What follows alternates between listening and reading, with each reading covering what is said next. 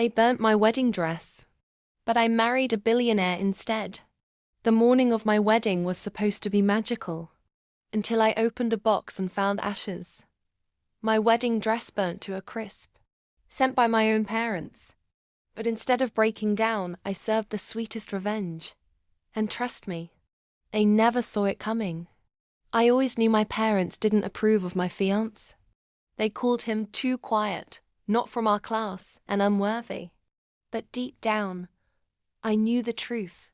They were control freaks, obsessed with appearances and power. So when they booked a luxury trip to Hawaii on my wedding day and told me, "Do this without us," I wasn't shocked. But I wasn't prepared for what they did next. The morning of my wedding, a package arrived. No note, just a charred smell. I opened the box and screamed. Inside was the burnt remains of my wedding dress. The same one I had handpicked, the one they promised to store safely. The one my mother once claimed, even royalty would envy this. All ashes now. It was cruel, unforgivable. They wanted to humiliate me, ruin me, break me. But I didn't give them the satisfaction.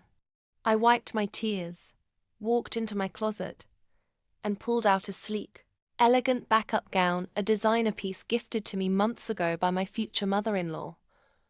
A woman with more grace and wealth than my parents could ever imagine. With help from my in-laws and friends, we pulled off the most breathtaking wedding imaginable, on a private estate overlooking the coast of Tuscany. Hours later, I uploaded one photo. Just one. It was me, radiant in silk and diamonds, standing between my billionaire in-laws, media tycoons whose empire spanned 4 continents. My husband smiling beside me, heir to it all. Caption: grateful for love, loyalty, and family that chose me. What followed? Silence, then chaos. My phone blew up with missed calls. 27 from my mother, 14 from my father. Dozens of messages. Call us back. We didn't know. You should have told us who he was. Let's talk. Oh, now they wanted to talk. They hadn't just burnt my dress, they tried to burn my dignity.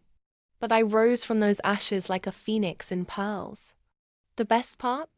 What they didn't know was that my husband had secretly transferred a generous wedding gift to my name. A luxury apartment in Manhattan, and a 15% share in his startup now valued at $200 million. And my parents? They missed the biggest wedding of the year. Not out of ignorance, but out of arrogance.